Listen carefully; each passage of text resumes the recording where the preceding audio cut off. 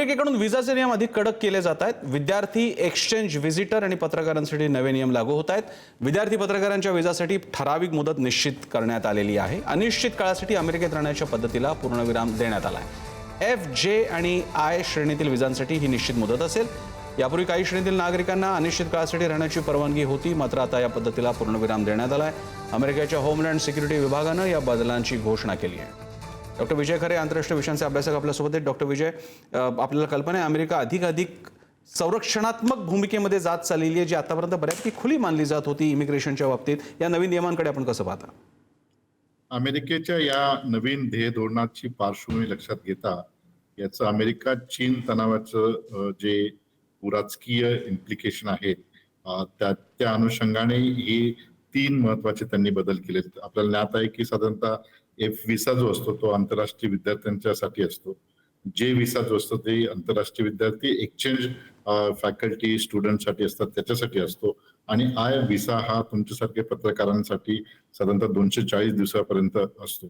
अशा 3 यांच्या कॅटेगरी असून बहुतांशी जे इंडियन भारतीय जे आहेत या तिन्ही कॅटेगरीतून त्या ठिकाणी त्याचा ओढा होतो। काही पोस्ट कोविड पूर्वी संपूर्ण भारतीयांचा आणि विशेषतः दक्षिण आशियातील जेवढीही तरुण विद्यार्थी आहेत, साधारणतः भारतातून 2-2.5 लाख विद्यार्थी त्या ठिकाणी जात असत। पहिली जी पॅरेंटची डेस्टिनी जी होती त्यांची विद्यार्थ्यांचे म्हणजे भारतीय शिक्षण पद्धतीमध्ये सर्वात महत्वाचा एक दुवा तुम्हाला पाहावयास मिळतो, ते म्हणजे पॅरेंट्स फार कन्सर्न असतात आणि पॅरेंटच्या इच्छेनुसार जी पहिली डेस्टिनी जी आहे ती अमेरिका आहे, दुसरी जी आहे UK, तिसरी जे ऑस्ट्रेलिया आणि मग युरोप। आणि आता सध्याच्या जिओपॉलिटिकल सिच्युएशन आणि सध्याच्या अमेरिकेचं चीनच्या अनुषंगाने त्यांनी जे नवीन ध्येय धोरण आणलेले त्याच्यामध्ये 2-3 आपल्याला विशेषतः भारतीय विद्यार्थ्यांना, भारतीय शास्त्रज्ञांना आणि भारतीय संशोधकांना फार मोठा इम्पॅक्ट होऊ शकतो। या नवीन ध्येय धोरणामुळे PhD करणाऱ्या ज्या विद्यार्थ्यांना लॉंग टर्म त्या ठिकाणी राहता येत होतं ते आता राहता येणार नाही। व्हिसा विस्ताराची जी अधिक कागदपत्र त्या ठिकाणी तुम्हाला द्यावी लागणार आहेत आणि J-20 विद्यार्थ्याची नोंद जी आहे म्हणजे I-20 जे आहे त्याचं जे नोंद आहे ती अद्ययावत करणं फार गरजेचं आहे।